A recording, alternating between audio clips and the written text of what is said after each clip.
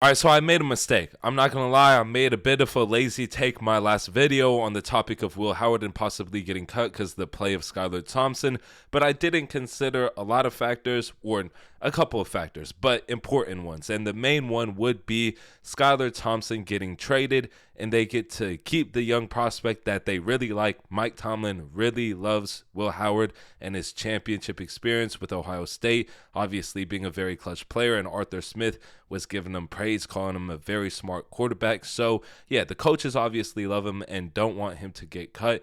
So, the solution would be, all right, you got this guy who's balling 3 touchdowns versus the Jaguars, amazing performance.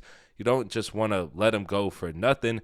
You can trade him for a 5th, 6th round pick. And a lot of people will be like, oh, just 5th or 6th rounder. But those are very valuable picks these days, not only for midseason trades, because it seems like every year the Steelers are trading their 5th round pick, but they got Yaya Black this year in the 5th round, and he's been doing really good in practice, and the coaches seem to like him as well. So there's lots of talent you can get in those rounds. Gets better year by year.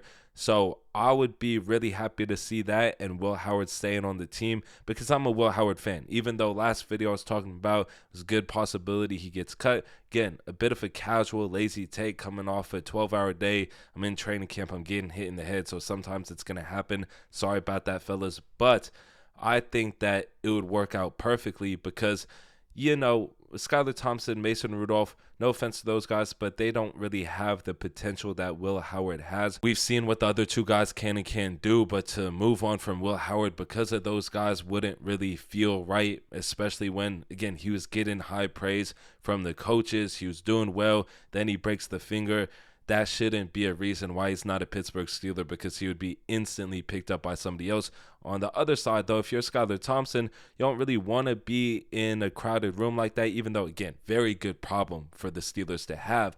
But you should want the opportunity, playing as well as he's playing, to actually be somebody's QB2, because, again, he's just playing that good right now with 3 touchdowns in a game, and I'm sure he'll have a good game next game. I'm expecting it from him. Hopefully he keeps it up, because that also benefits the Steelers in a trade position.